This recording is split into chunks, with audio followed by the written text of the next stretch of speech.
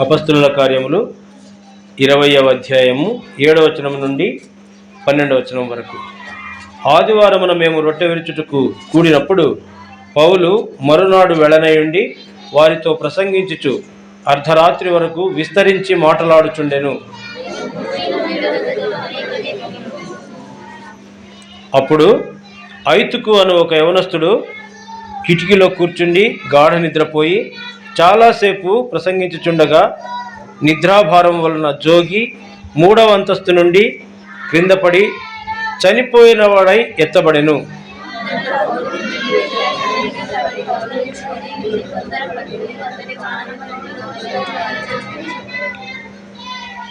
అతడు మరలా పైకి వచ్చి రొట్టె విరిచి పుచ్చుకొని తెల్లవారు వరకు విస్తారముగా సంభాషించి బయలుదేరాడు. ప్రార్థన చేసుకుందాం. సరే, మనము ఇప్పుడు చదువుకున్నటువంటి భాగములో మొట్టమొదటి ఏం చదువుకున్నాను చెప్పండి?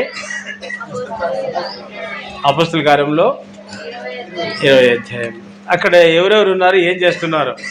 ఎందుకు నేను ఇట్లా అడుగుతున్నానంటే, మీరు గమనించాలా, విషయాలు గమనించాలా, వాక్యాన్ని గమనించాలా, వాక్యాన్ని అర్థం చేసుకోవాలా. అది మనకు మేలు కలుగజేస్తుంది, అది మనకు క్షేమం కలుగజేస్తుంది, అది మనల్ని ఆత్మీయంగా ఎదిగినట్లుగా చేస్తుంది. గమనించకపోతే మనం ఏమి ఎదగలేం. సరే, మొట్టమొదటి చదువుకున్నటువంటి వాక్య భాగంలోనికి వస్తాం. ఏదది?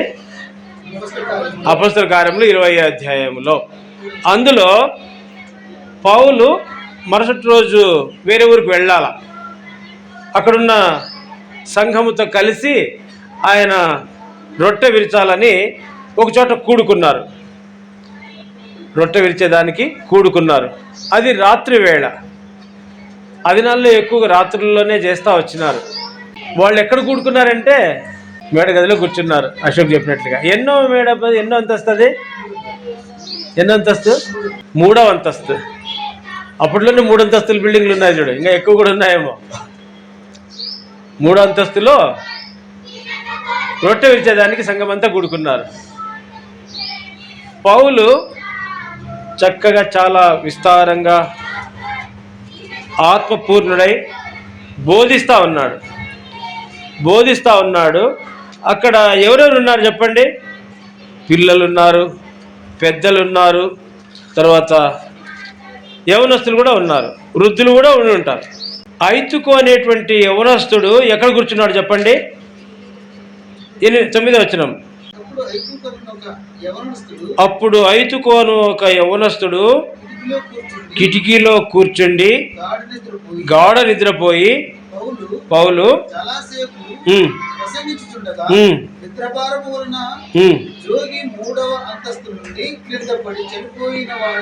పౌలు ప్రసంగం చేస్తా ఉన్నాడు, వాక్యం చెప్తున్నాడు. రకరకాలుగా ఉన్నారు చాలామంది, ఎవరెవరు ఎక్కడ కూర్చున్నారో. ఒక యవనస్తుని గురించి మాత్రం రాయబడింది. ఎక్కడ కూర్చున్నాడంట ఆయన? ఎక్కడ కూర్చున్నాడంట? కిటికీలో కూర్చున్నాడంట.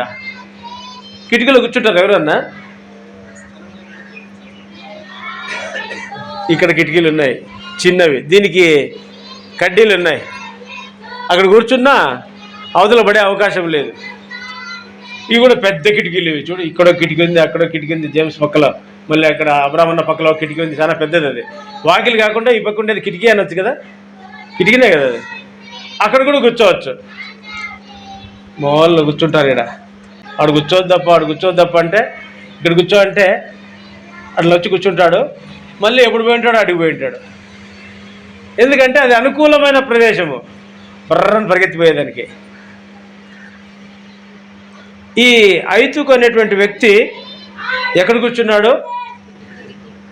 కిటికీలో కూర్చుంటాడు. ఎందుకు కూర్చోయి ఉంటాడు కిటికీలో? ఈ అన్న అంటాడు స్థలం లేక కూర్చోయి ఉంటాడు. స్థలము లేక అనే మాట కూడా ఆలోచన చేయాల్సిందే. అక్కడ స్థలం లేక అని కాదు, కానీ ఆయనకి ఇష్టం అక్కడ కూర్చోవడం. చల్లగా గాలి వస్తుందని ఒకటి, ఇక్కడ చూడొచ్చు, అక్కడ చూడొచ్చు, 2. అర్థమైందా? స్థలమే కావాలనుకుంటే కొంత సర్దుకొన్నా ఇరుక్కున్నా అని సర్దుకొని కూర్చుంటారు. వాక్యం మీద ఆసక్తి ఉండేవాళ్ళు, దేవుని మీద భక్తి ఉండేవాళ్ళు, శ్రద్ధ ఉండేవాళ్ళు వాళ్ళ పరిస్థితి వేరే. ఈ ఐతుకు అనేటువంటి వ్యక్తి యవనస్తుడు, ఆయన కిటికీలో కూర్చున్నాడంటే ఆయనకు నువ్వు చెప్పినట్లే కాదు, కానీ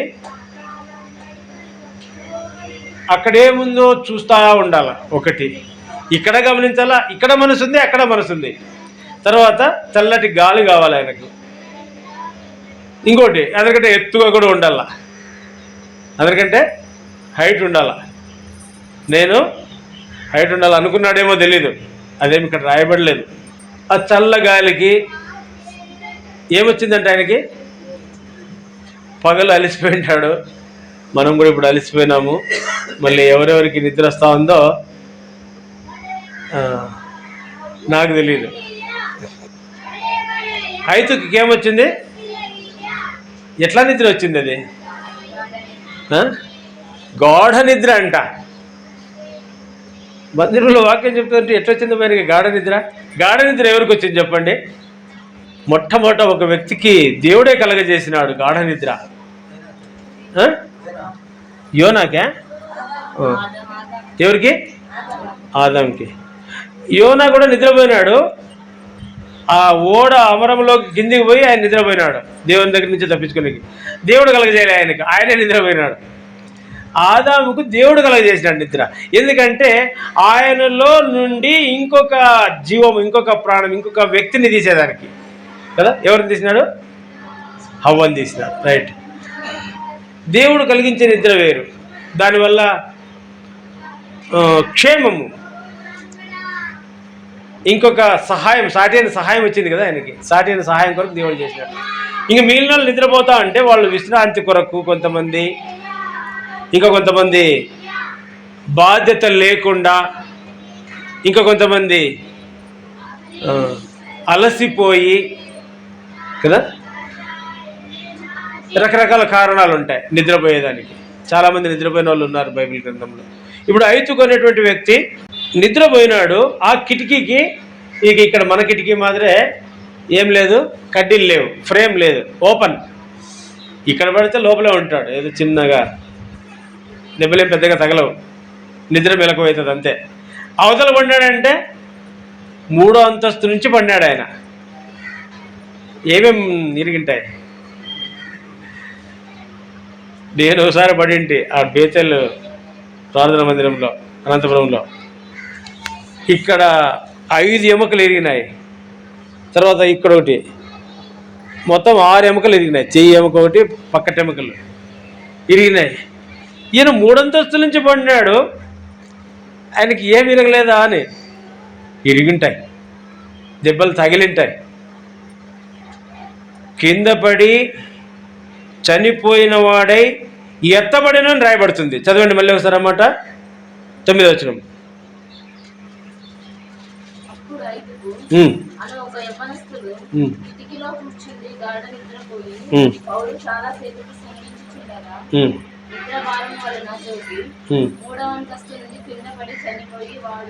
చనిపోయిన వాడై ఎత్తబడిను. ఎట్లా అయిపోయినాడంట ఆయన? చనిపోయినాడంట. ఇరిగింట సంగతి పక్కన పెడదాము, ఇరిగితే ఏదో కట్టలు కట్టించుకొని బాగు చేసుకోవచ్చు. ఆయన ఏమైపోయినాడబ్బా? ఇక్కడ రాయబడిన మాట చెప్పండి అన్న. చనిపోయినాడు, ఎత్తబడినాడంట. ఎత్తబడి అంటే ఎత్తండ్రా ఎత్తండ్రా, ఇంకెంత చూస్తారు, వాసన వస్తుంది, పిల్లలు ఆకలిగా ఉన్నారు, ఇంక ఊరికి పోయే వాళ్ళు దూరం ఉన్నారు అంటారు. ఎప్పుడు? మట్లో పెట్టేటప్పుడు. అక్క బాగా చెప్పి చూడు, శ్మశానంలోకి ఎత్తేటప్పుడు అబ్బా ఎత్తండి ఎత్తండి అంటే, ఎత్తబడినాడంటే పాడి కట్టి లేదా పెట్టి చేసి ఇంక ఎత్తుకున్నారు. ఆ దినాల్లో చనిపోయిన వెంటనే ఎప్పుడంటే అప్పుడే పెట్టేసి వచ్చేవాళ్ళు. రాత్రి చనిపోతే రాత్రి పెట్టేసి వచ్చేవాళ్ళు, పగలు చనిపోతే పగలే పెట్టేసి వచ్చేవాళ్ళు. చనిపోయిన వెంటనే, ఇంకా లేట్ లేదు. అపొస్తలుల కార్యములు 5వ అధ్యాయంలో అననీయ సప్పీరా వాళ్ళ గురించి చూస్తే, వాళ్ళు చనిపోయినారు, వెంటనే పాతి పెట్టబడినారు. ఎందుకు చనిపోయినారో ఆ కారణము పక్కన పెడితే, చనిపోయిన వెంటనే బట్టలో చుట్టి మోసుకొని పోయినారు అననీయని. అననీయను పాతిపెట్టి వచ్చి చూస్తే అక్కడ అననీయ భార్య కూడా చనిపోయింది. ఆమెను కూడా బట్టలో చుట్టి మోసుకొని పోయి పాతిపెట్టి వచ్చేసినారు వెంటనే. ఇప్పుడైతే ఫ్రిడ్జ్ బాక్సులు వచ్చినాయి, బంధువులు రావాలా, రాత్రంతా పెట్టాలా. ఇంతకుముందు మేము చిన్నప్పుడు చూస్తా అంటే బాడీ మీద ఐస్ గడ్డలు పెట్టి దాని మీద కింద పొట్టేసి పొట్టు మీద ఐస్ గడ్డలు వేసి ఐస్ గడ్డల మీద మనిషిని పండబెట్టి మళ్ళీ కడుపు మీద ఐస్ గడ్డలు పెట్టి మళ్ళీ పొట్టేసి నిండా కప్పేవాళ్ళు, మొక్కని తీసి పెట్టేవాళ్ళు. అది ఒకరోజు ఉంటే అప్పటికే స్మెల్ వచ్చేస్తుంది. ఇప్పుడు ఏం లేదు, ఫ్రిడ్జ్ బాక్స్లు ఉన్నాయి, తెచ్చి దాంట్లో పెట్టేస్తారు. ఎన్ని రోజులు పెట్టచ్చు దాంట్లో? వారం పెట్టచ్చు, మార్చురీలు ఉంటాయి, నెలలు కూడా పెట్టచ్చు. ఈ వ్యక్తిని అప్పుడే ఎత్తుకొని పోతా అంటే పౌలు ఇంకా ప్రసంగం చేసేది ఆపి కింద దిగిపోయినాడు. చదవండి 10వ వచనం. అంతటా పౌలు కిందికి వెళ్ళి అతని మీద పడి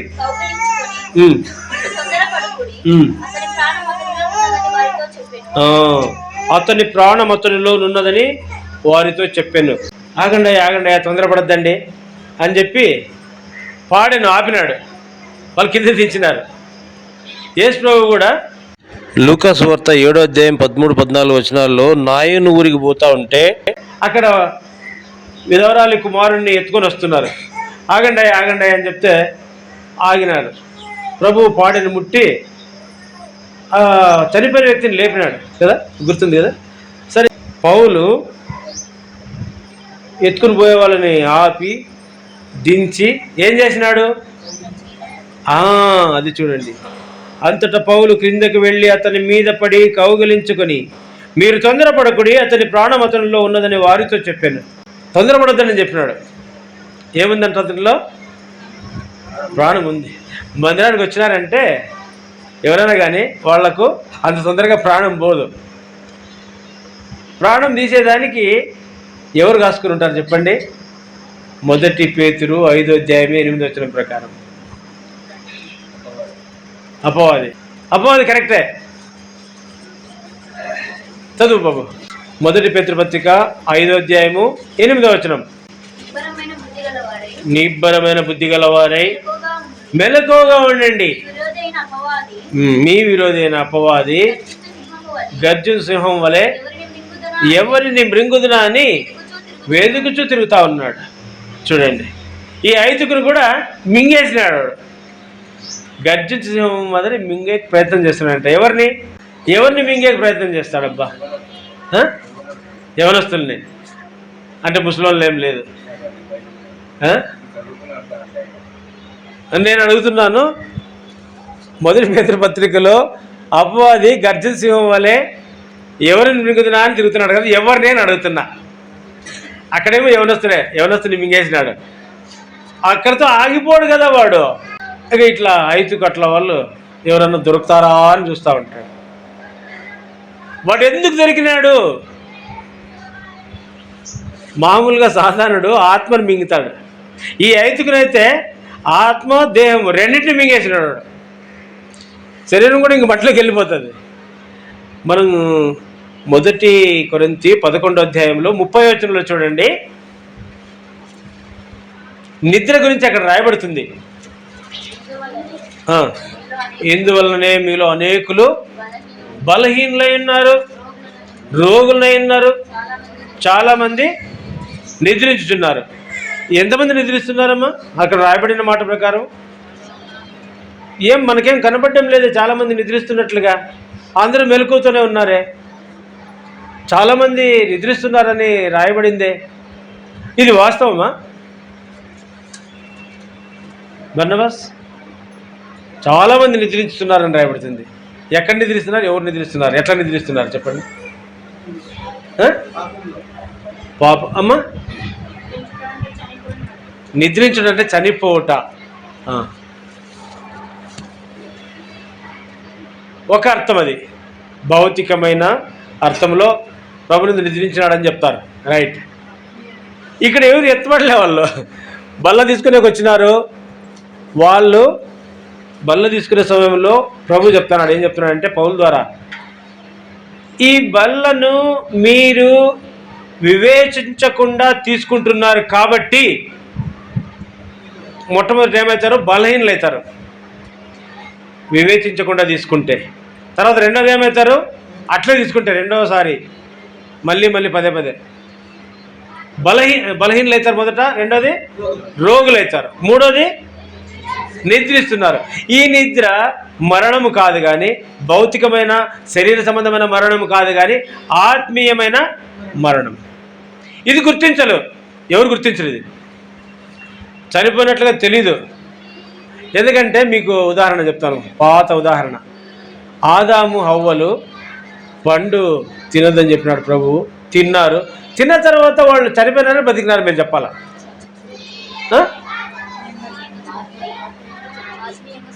ఆత్మీయంగా చనిపోయినారు. ఆత్మీయంగా చనిపోయినారా? భౌతికంగా చనిపోయినారా? శరీరకంగా బాగున్నారు వాళ్ళు. శరీరకంగా కళ్ళు తెరవబడినాయి. శరీరకంగా వాళ్ళకు మంచి చెడులు వచ్చేసినాయి. వివేచన అంతా వచ్చేసింది. అప్పుడే వాళ్ళు తెలుసుకున్నారు, మాకు వస్త్రాలు లేవే, దిగంబరులుగా ఉన్నామే అని ఆకులు చుట్టుకున్నారు. అంటే చనిపోయినారా? ఎవరు ఆకులు చుట్టుకునేది? చనిపోయిన వాళ్ళ బతికిన వాళ్ళ? చూడండి. మరి అక్కడ యేసు మాట చెప్పినాడు కదా, వాళ్ళకి ఆజ్ఞ ఇచ్చినాడు కదా, మీరు వీటిని తిరిగి నిశ్చయముగా చచ్చెదరు అంటాడు. చచ్చినారా? అప్పుడు దేవుని మాట ఏమన్నా అబద్ధమా? ఆత్మీయంగా చనిపోయినారు వాళ్ళు. ఆత్మీయంగా చనిపోయినారు. అర్థమవుతుందా మీకు? విశ్వాసులను ఆత్మీయంగా మృంగేయాలని చూస్తాడు అపవాది. ఐతుకును ఆత్మను ప్లస్ శరీరాన్ని రెండు మింగేసినాడు. సంఘంలో అట్లాంటివి జరిగితే ఇప్పుడు పౌలు ప్రసంగం చేస్తున్నాడు. పౌలు ప్రసంగం చేస్తా అంటే పోతుమి మా పిల్లోడు చచ్చిపా అనే సంఘానికి ఎంత చెడ్డ పేరు. అవునా కదా? ఈ యొక్క గాలి కోసం వాడు కూర్చొని ఎవరికి చెడ్డ పేరు తెచ్చినాడప్ప? ఇప్పుడు దేవుని బిడ్డలకి, దేవుని సంఘానికి, పౌలుకు, దేవుని కూడా చెడ్డ పేరు తెచ్చినాడు. అందుకే ఇది రాయబడింది. నువ్వెక్కడ కూర్చున్నావు? ఆత్మీయంగా ఎక్కడ కూర్చున్నావు? భౌతికంగా ఎక్కడ కూర్చున్నావు? మార్క్స్ వార్త 5వ అధ్యాయంలో సేన అనేటువంటి దయ్యములు పెట్టినటువంటి వ్యక్తి ఉన్నాడు. ఆయనను దేవుడు దయ్యముల నుండి విడిపించి దయ్యములు వెళ్ళగొట్టి బాగు చేసినప్పుడు ఆయన ఎట్లా కూర్చున్నాడు? ఎక్కడ కూర్చున్నాడు? తీసి చదవండి. మార్క్స్ వార్త 5వ అధ్యాయం. జరిగినది చూడవెళ్ళి సేనాను దయ్యములు పట్టినవాడు బట్టలు ధరించుకొని స్వస్థ చిత్తుడై కూర్చుండుట చూసి. ఎక్కడ కూర్చున్నాడు పైన? ఆడ మందిరం ఏం లేదు. యేసుప్రభు దగ్గర, యేసుప్రభు పాదాల దగ్గర కూర్చున్నాడు. మందిరం అన్నా తప్పులేదు. యేసుప్రభు ఉండేదే మందిరం. యేసుప్రభు ఉండేదే మందిరం, కరెక్టే. ఎక్కడ కూర్చున్నాడంట? యేసుప్రభు పాదాల దగ్గర కూర్చున్నాడు ఆయన బోధ వినేదానికి. మరియమ్మ ఎక్కడ కూర్చోయిందంట? యేసుప్రభు ఇంటికి వస్తే మార్తమ్మేమో విస్తారమైన వంట ఉపచారము చేసేదానికి ప్రయాసపడతా ఉంది ఆమె. మరియమ్మ ఎక్కడ కూర్చోయిందంట? యేసుప్రభు పాదాల దగ్గర కూర్చోయిందంట. ఈ ఐతుకి ఆడు కూర్చున్నాడు, మనమే ఆడు కూర్చున్నాం. మందిరంలో ఆయన కూడా మందిరంలోనే కూర్చోండి. కిటికీ మందిరం కాదేమి. ఒక్కొక్కరు ఒక్కో చోట కూర్చుంటారు. ఒక్కొక్కరు ఒక్కో చోట, ఒక్కొక్కరికి ఒక్కొక్క స్థలం ఇష్టం. ఆ ఐతుకి కిటికీ ఇష్టం, మా డేవిడ్కి ఈ వాకిలి దగ్గర ఇష్టం. ఒక అన్న అక్కడే కూర్చుంటాడు. ఎక్కడ? ఆ వచ్చే వాకిలి దగ్గర. అన్నాడు కూర్చోద్దన్న. ఎవరంటే పేరు చెప్తా. ఆ నీళ్ళు తాగుతున్నాడు చూడు, ఆయన్నే అడు కూర్చుంటాడు. ఇప్పుడేమో ఆయన ప్లేస్ అబ్రాహ్మణ్ ఆక్రమించుకున్నాడు. అన్నాడు కూర్చోద్దన్నా అంటే, జరగన్నా అంటే ఆయనకి వినపడదు సరిగా. కొంతమంది ముందుకు ఇట్లా జరగ అంటారు, సైకిల్ చేసి. కొంచెం ముందుకు జరగండి అంటే అని ఇట్లా అంటాడు. ఎంత జరిగినాడు అంటే ఒక ఇంచు కూడా జరిగిండాడు. ఒక ఇంచు కూడా జరిగిండాడు. ఆడే ఉంటాడు. అదే ఇష్టం ఆయనకి. ఒక అక్క వస్తారు కూర్చుంటుంది, జరగమ్మ కొంచెం ముందు జరగమంటే ఏం చేసినా జరగదు. నువ్వు పోదురా ముందుకి, అక్క నువ్వు ముందు బొమ్మ అది కూర్చోబొమ్మ అంటారు. కొంచెం వెనక్కన్నా జరగమంటే నువ్వే పోదురా వెనక్కి. ఆ ప్లేస్ ఒక్కొక్కరికి ఒకటి ఇష్టమైన ప్లేస్ ఉంటుంది కదా.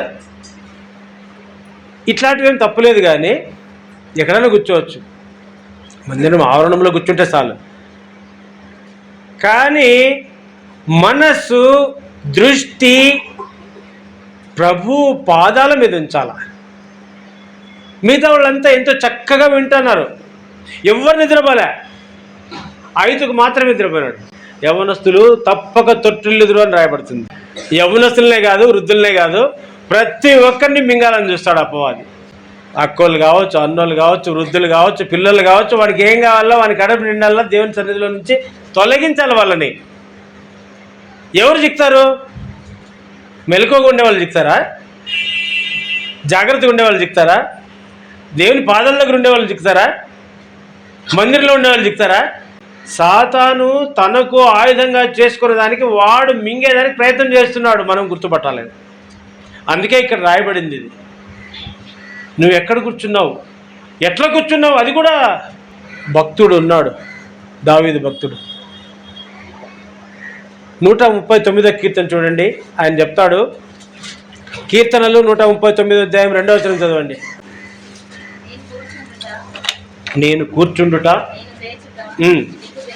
నీకు తెలియను, నా తలంపు పుట్టక మునుపే నీవు నా మనస్సు గ్రహించుచున్నావు. చాలమ్మా అంటాడు ఆయన. ప్రభువా, నీవు నన్ను గమనిస్తూ ఉన్నావు. నేను కూర్చుండుట తెలుస్తుంది నీకు, నేను లేచుట తెలుస్తుంది నీకు, నేను ఎక్కడ కూర్చున్నానో నీకు తెలుసు, నేను ఎట్లా కూర్చున్నానో తెలుసు. మందిరంలో కూర్చున్నానా, బయట కూర్చున్నానా, కిటికీ మీద కూర్చున్నానా, ఆ ఐతుకు మాదిరి. ఇంకేమంటాడు? తలంపు నాకు పుట్టక ముందే అది నీకు పూర్తిగా తెలుసు అంటాడు. కిటికీలో కూర్చొని ఏం చేస్తున్నాడు ఆయన? నిద్రపోతున్నాడు. కిటికీ అంటే ఇంకోటి చెప్తాను చూడండి. కిటికీ అంటే కన్నులు లేదా చెవులు, బయటది కనిపిస్తుంది. ఆత్మ దేంట్లో నుంచి చూస్తుందబ్బా? హృదయంలో నుంచి చూస్తుంది. ఇప్పుడు ఆత్మనేత్రాలు మూయబడినాయంటే ఆదాం దేంతో చూసినాడు? ఈ శరీరానికి ఉన్నటువంటి లేదా ఈ దేవాలయంకి ఉన్నటువంటి ఈ కిటికీలు తెరవబడినాయి, అంత చూస్తా అన్నాడు. అంతవరకు ఆయన దిగంబరుడుగా తెలియదు ఆయనకు. ఆత్మ నేత్రాలతో చూసినాడు. ఆత్మనేత్రాలతో చూస్తే అంత మహిమ వస్త్రాలతో ఉన్నాడు ఆయన. ఇప్పుడు ఆత్మనేత్రాలు మూయబడినాయి. ఈ భౌతిక నేత్రాలకి లోకం కనిపిస్తూ ఉంది, లోకరీతిగా చూస్తూ ఉన్నాడు, లోకానుసారంగా ఆయన తలంపులు ఉన్నాయి. అర్థమవుతుందా? మనము ఆత్మీయంగా కాకుండా భౌతికమైన తలంపులు, ఆలోచనలు కలిగి ఉంటే అది కిటికీలో కూర్చున్నట్లే. యేసులో పాదాల దగ్గర కూర్చున్నా కూడా మనసు అక్కడ ఉందంటే కిటికీలో కూర్చున్నట్లే, గుర్తుపెట్టుకోండి. బల్ల తీసుకున్నా, ఆరాధన చేసినా ఎక్కడ కూర్చున్నట్లు? లోకం మీద మనసు ఉంటే, లోకం వైపు ఆసక్తి ఉంటే, లోకపు క్రియలు మనలో ఉంటే, లోకపు పనులు మనం చేస్తూ ఉంటే ఎక్కడ కూర్చున్నట్లు? గుర్తుపెట్టుకోండి. కిటికీలో కూర్చుంటే ఎప్పుడో ఒకసారి ఖచ్చితంగా పడిపోవాల్సిందే, పడి చనిపోవాల్సిందే, చనిపోయి ఎత్తబడాల్సిందే. ఈ ఐతుకు ఎత్తబడినాడు. దేవుడు ఆయనకు గొప్ప అవకాశం ఇచ్చినాడు. పౌలుని అక్కడ పెట్టినాడు. భక్తుడు పౌలు వచ్చి ఆగండి ఆగండి అని చెప్పేసి మీద పడి కౌగులించుకొని, ఊరికే కౌగులించుకొని ఆయన చేసి ప్రార్థన చేసింటాడు. ఆయన నడుస్తూ కిందికి దిగిపోతూ, ప్రభువా ఎట్లా ప్రభు, ఇప్పుడు నీ నామానికి చెడ్డ పేరు వస్తుంది, నీ నామానికి అవమానం వస్తుంది, సంఘానికి చెడ్డ పేరు వస్తుంది, నువ్వు నన్ను ఏర్పాటు చేసుకున్నావు కదా, నాకు కూడా చెడ్డ పేరు వస్తుంది. ఈ వ్యక్తిని ఎట్లన్నా కానీ ఈ మరణం నుండి, నిద్ర నుండి, అపాయం నుండి తప్పించని చెప్పేసి ప్రార్థన చేసుకుంటూ పోయినాడు. పౌలు కూడా ప్రేమతో చనిపోయిన వ్యక్తిని కౌగిలించుకొని ప్రార్థన చేసినాడు.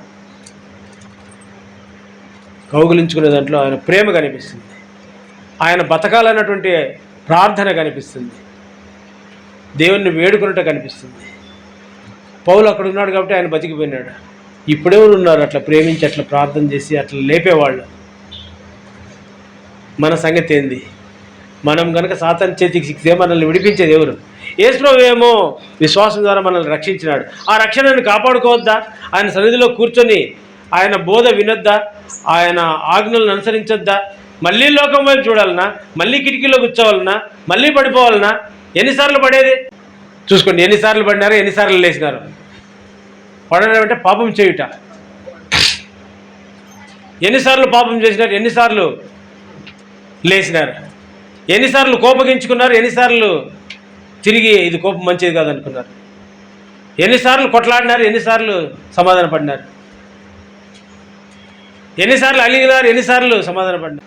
ఎప్పుడు ఇంతేనా? ప్రభు ప్రేమ, ప్రభు యొక్క శిలువ బలియాగం అనే కార్యము యొక్క సంకల్పము మన ఎడల ఏముందో,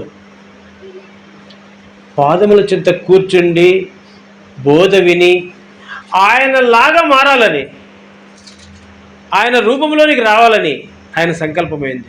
అందుకే బోధకులను ఏర్పాటు చేసినాడు, వాక్యం ఇచ్చినాడు, బైబిల్ ఇచ్చినాడు, ప్రార్థన చేయమని చెప్పినాడు, సహవాసం ఇచ్చినాడు, కూటములు ఏర్పాటు చేసినాడు. అందులో మనము ఆత్మీయంగా ఎదగాల. ఈ ఐతుకు ఏం చేసినాడు? ఎదిగినాడా? ఎంతవరకు ఎదిగినాడు? 3 అంతస్తుల నుంచి కిందకి పడిపోయినాడు. తర్వాత మళ్ళీ ఎత్తబడినాడంటే ఇంక ఒకేసారి ఆటికెత్తినాడు. మనం అక్కడికి ఎత్తబడే టైం ఇంకా చాలా ఉంది. ఎప్పుడు ఎత్తబడాలంటే యేసు ప్రభువు మేఘముల మీద వేవేల దూతలతో వచ్చినప్పుడు అప్పుడు ఎత్తబడాల. ఎత్తబడేదానికి సిద్ధపడాల. ఎత్తబడేదాని కొరకై మెలకుగా ఉండాలంటాడు. మత్తయి సువార్త 24వ అధ్యాయంలో అంటాడు, ప్రభువు వచ్చు గడియ ఏదో మీకు తెలియదు, ఆ దినమైనను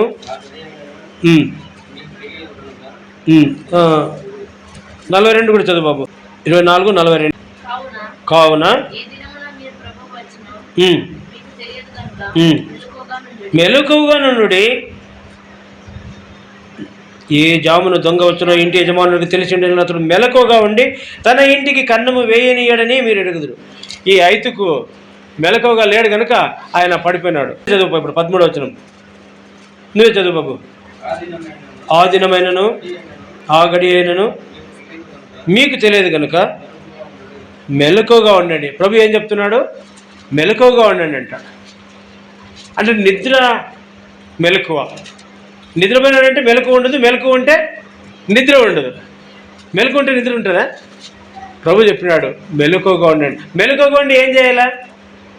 ప్రార్థన చేయాలా, ప్రభు వాక్యం వినాలా, ప్రభు కార్యములు చేయాలా, ప్రభు పరిచయం చేయాలా. చాలామంది భక్తులు మనకు మాదిరిగా ఉన్నారు. ఈ వ్యక్తి ఏమైపోయినాడు? ఎత్తబడినాడు. పౌలు అక్కడ ఉన్నాడు కాబట్టి ఆయన తిరిగి జీవించినాడు, జీవంలోనికి వచ్చినాడు, నిత్య జీవంలోకి వచ్చినాడు.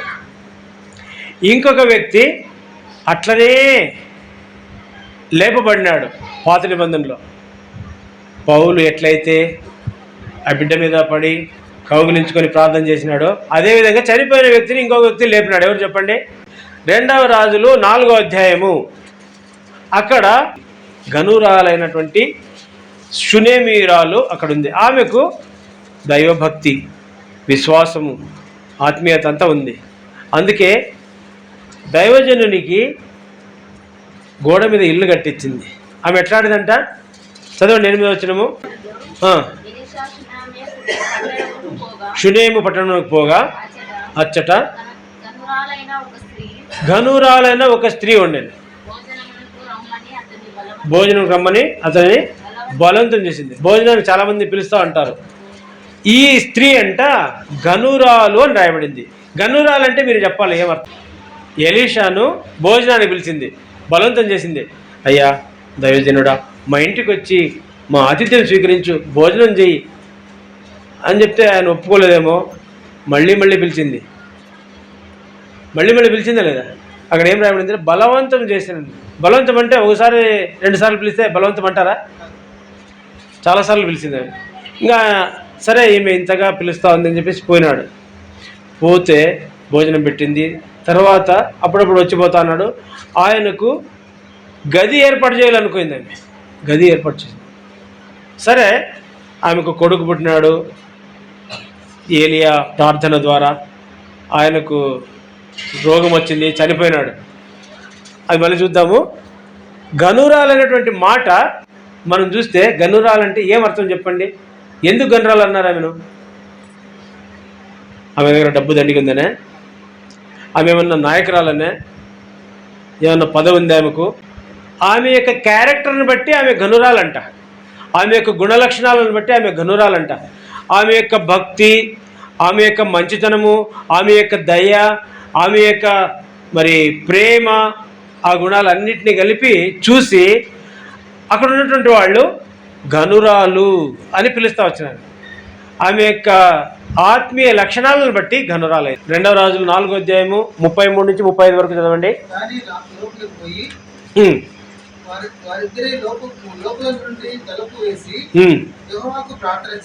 యెహోవాకు ప్రార్థన చేసి మంచం మీద ఎక్కి చాచుకొని తన నోరు వాని నోటి మీదను తన కండు వాని కండ్ల మీదను తన చేతులు వాని చేతుల మీదను ఉంచి బిడ్డ మీద పొడుగుగా పండుకొనగా ఆ బిడ్డ ఒంటికి వెంట పుట్టెను. తాను దిగి ఇంటిలో యువతల నుండి యువతలకు ఒకసారి తిరిగి నడిచి మరలా మంచం మీద ఎక్కి వాని మీద పొడుగుగా పండుకొనగా బిడ్డ 7 మార్లు తుమ్మి కళ్ళు తెరిచెను. అప్పుడు అతడు గెహాజీని పిలిచి ఆ సునేమిరాలిని పిలుచుకొని రమ్మనగా వాడు ఆమెను పిలిచెను. ఆమె అతని ఎత్తుకు రాగా అతడు నీ కుమారుని ఎత్తుకొనుమని ఆమెతో చెప్పాను. అంతటా ఆమె లోపలికి వచ్చి అతని కాళ్ళ మీద సాష్టాంగపడి లేచి తన కుమారుని ఎత్తుకొని పోయాను. ఎలీషా ఉన్నాడు అక్కడ. ఎలీషా ప్రార్థన చేయడం ద్వారా ఆమె యొక్క కుమారుడు బ్రతికినాడు, చనిపోయినటువంటి కుమారుడు. ఇప్పుడు మన కొరకు ప్రార్థన చేసేవాళ్ళు ఎవరున్నారు? యేసు మనకి ఎవరిని పెట్టలేదా? మనల్ని హత్తుకునే వాళ్ళు ఎవరు?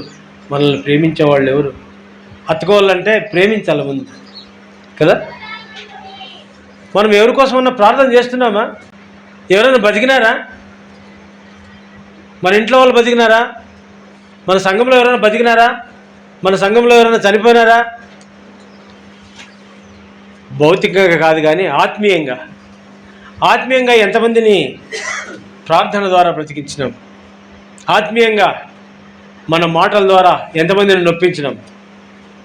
మాటల ద్వారా నొప్పిస్తే బతికించినట్లా, చంపినట్లా? వాక్యంలో అంటాడు, కత్తిపోటు వంటి మాటల చేత వాళ్ళు మనుషులను చంపేవాళ్ళు అంట. అట్లాంటివి వద్దు. మనం ఎట్లుండాలా? ఇతరులను బ్రతికించే వాళ్ళుగా ఉండాలి, ఇతరులకు జీవం కలిగించేవారుగా ఉండాలి, ఇతరులకు మెలకువ కలిగించేవారుగా ఉండాలి, ఇతరులను ప్రభువు పాదాల దగ్గర కూర్చుండి ఆశీర్వాదం పొందేటట్లుగా చేసేవాళ్ళుగా ఉండాలి. నిద్రపుచ్చేవారుగా ఉండకూడదు. పండుకో నేను హాయిగా నిద్రపోని జోకొడతా ఉంటారు పిల్లల్ని కదా. పిల్లలను జోకొట్టినట్లుగా పెద్దలను కూడా ఆత్మీయంగా జోకొట్టే వాళ్ళు ఉన్నారు. మనం ఎట్లుండాలా? మెలకువగా ఉండాలా. మనం మెలకువగా ఉండాలా, ఇతరులను మేల్కొలపాల, ఇతరులను జీవముతో ఉండేటట్లుగా వాళ్ళని సిద్ధపరచాలి. ఎలీషా మాదిరి, పౌలు మాదిరి. అక్కడ ఎవరన్నా కిటికీలో కూర్చున్నారంటే, అట్లా వాళ్ళు కనబడినారంటే తప్పిపోతారు, పడిపోతారని తెలుస్తుంది కదా. తెలుస్తుందా? ఎవరన్నా పడేది తెలుస్తుందా లేదా? ముందుగా ఆడు కూర్చుంటే నేను చెప్తా ఉంటాను, ఆడు కూర్చోవద్దప్ప, అట్లా ఉండద్దప్ప, అట్లా చేయదండప్ప, అది మంచిది కాదప్ప అని చెప్తా ఉంటాను. ఎంత చెప్పినా అంతే. రుచి మరిగిన కుక్క వరి మడదా, కుక్కతోక వంకరంటే ఎన్నిసార్లు చెప్పినా అంతేనా? దెబ్బ కట్టినంతసేపు చక్కగా ఉంటుంది, ఆ దెబ్బ తీసేస్తే ఏమవుతుంది? మళ్ళీ వంకర అవుతుంది. అట్లుండకూడదు. మనము నిత్య జీవం పొందేదానికి, పరలోకమును స్వతంత్రించుకునేదానికి, నిత్య జీవమును స్వతంత్రించుకునేదానికి, ఆశీర్వాదమును స్వతంత్రించుకునేదానికి మనము పిలువబడినాం, ఏర్పాటు చేయబడినాం. కనుక మెలకువగా ఉండాలా. మనం ఆశీర్వాదం పొందాలా, నిత్య జీవం పొందాలా, మరి పరలోకం పొందాలా. నిద్రపోతే తెలుస్తుందా? నిద్ర ఏదో మెలకువ ఏదో తెలియని పరిస్థితి చాలామందికి. ఇప్పుడు మీరు చెప్పాలా, ఎంతమంది నిద్రలో ఉన్నారు, ఎంతమంది మెలకువగా ఉన్నారు? కనుక మనము మెలకువగా ఉండాలి, జీవముతో ఉండాలి. యేసు ఎందుకు వచ్చినాడంటే గొర్రెలకు జీవము కలుగుటకు, అది సమృద్ధిగా కలుగుటకు వచ్చినాడంట. చూడండి అన్నమాట. యోహాను సువార్త 10వ అధ్యాయం 10వ వచనం. యోహాను సువార్త 10వ అధ్యాయము 10వ వచనం.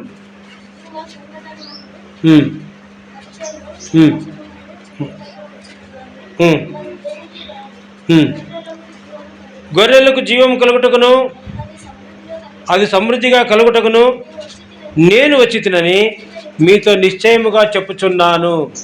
చూడండి, మనం ఎట్లుండాలంట? సమృద్ధి అయిన జీవం కలిగి ఉండాలంట. కొంచెం జీవం కాదు. నిత్య జీవంలో పోవాలంటే జీవము ఉంది, సమృద్ధి అయిన జీవము కావాలి.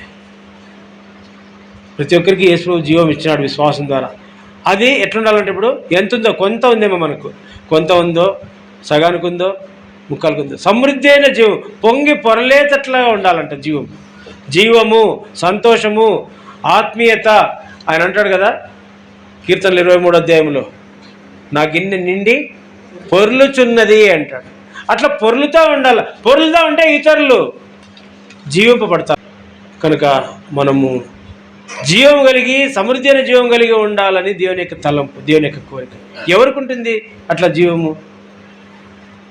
షునేమీయురాలు ఆమె విశ్వాసరాలు కనుక, ఆమె భక్తిపరాలు కనుక, ఆమె కుమారునికి రోగం వచ్చినా, ఆమె కుమారుడు చనిపోయినా తిరిగి బతికినాడు. ఘనురాలంట ఆమె యొక్క గుణలక్షణాలను బట్టి ఘనురాలు అనేటువంటి పేరు పొందింది ఆమె. సామెతలు 12:26. పొరుగువానికి దారి చూపాలా? దారి చూపిస్తాడంట. భక్తిహీనుల ప్రవర్తన వారిని దారి తప్పిస్తుంది. భక్తిహీనుల ప్రవర్తన పొరుగువానికి దారి తప్పిస్తుందంట. కనుక నీ ప్రవర్తన ఎట్లా ఉందో చూసుకోవాలా. కిందికి చదవమ్మా.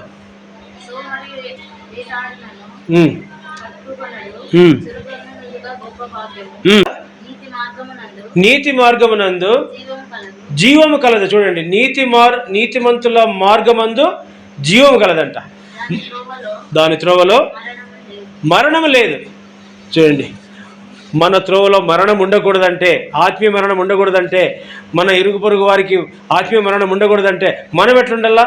నీతిమంతుల మార్గములో జీవం ఉంటుంది, ఆ త్రోవలో మరణమే ఉండదంట.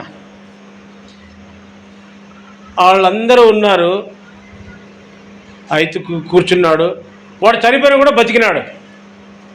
మనం ఇంతమంది ఉన్నామంటే మన మధ్యలో ఎవరు కూడా ఆత్మీయంగా నిద్రపోకూడదు, అంటే ఆత్మీయంగా చనిపోకూడదు. ఆమె నీతిమంతురాలు కనుక, షునేమీయురాలు ఘనురాలు కనుక, ఆమె కుమారుడు చనిపోయినా కూడా బతికినాడు. మన యొక్క నీతి ద్వారా ఇతరులు ఆత్మీయంగా బ్రతకాలి. ఇతరులు, మన కుటుంబం వారు, మన సంఘస్థులు జీవముతో, సమృద్ధి అయిన జీవముతో ఎదగాల. అర్థమవుతుందా? కీర్తనల గ్రంథము 13వ అధ్యాయం రండి, 4వ వచనం. నేను మరణ నిద్ర నొందకుండాను వాని గెలిచితినని నా శత్రువు చెప్పుకొనకుండాను నేను తూలిపోయి ఉండగా నా విరోధులు హర్షింపకుండాను నా కన్నులకు వెలుగిమ్ము. దావీదు కోరుకుంటున్నాడు, ప్రభువా నేను సాతానుకు చిక్కకూడదు, మరణ నిద్ర నాకు రాకూడదు. శరీర సంబంధమైన నిద్ర వచ్చినా పర్లేదు, కానీ ఏం నిద్ర రాకూడదు? 1 కొరింథీ 11వ అధ్యాయము 31వ వచనంలో చెప్పబడినటువంటి నిద్ర. మొట్టమొదట బలహీనత, రెండవది రోగము, మూడవది నిద్ర. అది మరణ నిద్ర, ఆత్మీయమైన మరణము. కనుక మరణ నిద్ర రాకుండా వానిని గెలిచితినని నా శత్రువు చెప్పుకొనకుండా నాకు మెలకువ ఇవ్వు. నేను తూలిపోయి ఉండగా, ఎవరు ఐతుకు మాదిరి అనేక సార్లు మనం కూడా తూలిన వాళ్ళమే. భక్తుడు కూడా తూలిపోయినాడు. దావీదు ఎన్నోసార్లు పడిపోయినాడు. ఆయనేమి పడిపోకుండా లేడు, పడినాడు, మళ్ళీ లేచినాడు. పడిన స్థితిలో అట్లే ఉండకూడదు. తూలిపోయి ఉండగా నా విరోధులు హర్షింపకుండా నా కన్నులకు వెలుగిమ్ము. నీ వెలుగు నన్ను లేవనెత్తుతుంది, నీ వెలుగు నాకు జీవం ఇస్తుంది, నీ వెలుగు నన్ను బ్రతికిస్తుంది అంటాడు. ఎఫెసీలకు రాసిన పత్రిక చూడండి, ఎఫెసీ 5వ అధ్యాయము 14వ వచనం.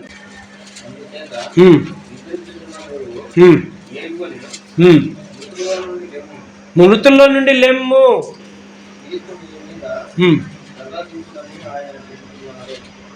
ఆత్మీయ నిద్ర నుంచి మేల్కొంటే క్రీస్తు నీ మీద ప్రకాశిస్తాడని చెప్తున్నాడు. మనము ఆత్మీయ నిద్రలో ఉన్నామేమో. శరీర నిద్ర అది అంత అపాయం కాదు, కానీ అది విశ్రాంతిని కలిగజేసేది. కానీ ఆత్మీయమైన నిద్ర అపాయకరమైనది. దాంట్లో నుంచి మేల్కోవాలి. మనము మేల్కొని మరి ప్రభు వైపు చూస్తే ప్రభు యొక్క వెలుగు ప్రకాశిస్తుంది, జీవం ఇస్తుంది, ఆశీర్వాదం ఇస్తుంది. ప్రకటన గ్రంథము 14వ అధ్యాయము 6-7 వచనాలు చూడండి. ప్రకటన గ్రంథము 14:6-7. అప్పుడు మరియొక దూతను చూచితిని. అతడు భూనివాసులకు అనగా ప్రతి జనమునకును ప్రతి వంశమునకును ఆయా భాషలు మాట్లాడు వారికి ప్రతి ప్రజకును ప్రకటించినట్లు నిత్య సువార్త తీసుకొని ఆకాశ మధ్యమున ఎగురుచుండెను. అతడు మీరు దేవునికి భయపడి ఆయనను మహిమపరచుడి ఆయన తీర్పు తీర్చు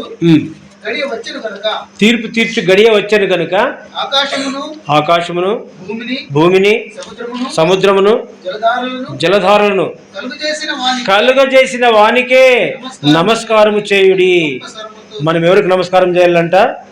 ఆయనకే నమస్కారం చేయాలి. కనుక అటు ఇటు చూడకూడదు, లోకం వైపు చూడకూడదు, పరిస్థితులను చూడకూడదు, మరి శోధనల వైపు చూడకూడదు, శోధనలను లక్ష్య పెట్టకూడదు. శోధనలు వచ్చినా, ఇబ్బందులు వచ్చినా, అవమానములు వచ్చినా ప్రభు కొరకు నిలబడేవారుగా ఉండాలి. ప్రభు కొరకు మరి మనము పనిచేసేవారు కూడా. అప్పుడే మనము ఆత్మీయంగా మెలకువగా ఉన్నట్లు, లేకపోతే పడిపోయినట్లు లెక్క. పడిపోకూడదు అంటాడు. అపొస్తలుల కార్యముల్లో 20వ అధ్యాయంలో రండి. ఆయన మందిరంలో ఉన్నాడు కానీ పడిపోయినాడు. అపొస్తలుల కార్యములు 20వ అధ్యాయము 10వ వచనం నుంచి 12వ వచనం చదవండి.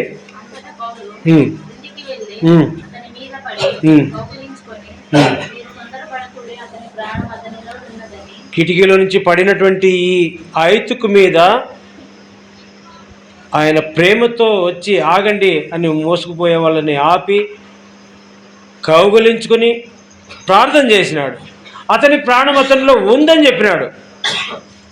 మరి ఇప్పుడు చూడమ్మా 12వ వచనం చదువు. వారు ఆ బ్రతికిన చిన్నవారిని తీసుకుని వచ్చినప్పుడు వారికి విశేషమైన ఆదరణ కలిగెను. చూడండి, ఒక వ్యక్తి బతికినాడంటే అక్కడ ఏం కలుగుతుంది? ఆదరణ, విశేషమైన ఆదరణ అంట.